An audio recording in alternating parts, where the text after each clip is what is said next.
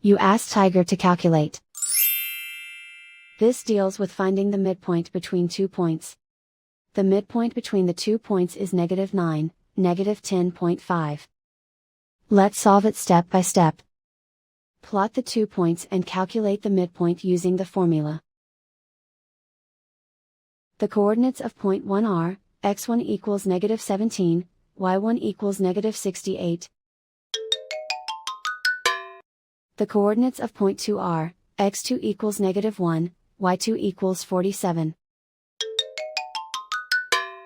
PM represents the midpoint of the 2 points.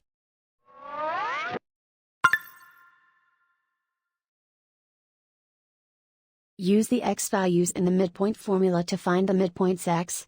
x1 equals -17. x2 equals -1. Simplify the arithmetic.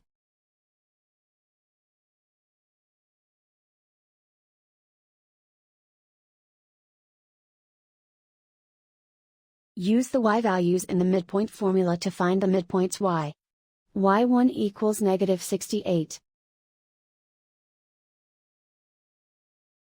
y2 equals 47. Simplify the arithmetic.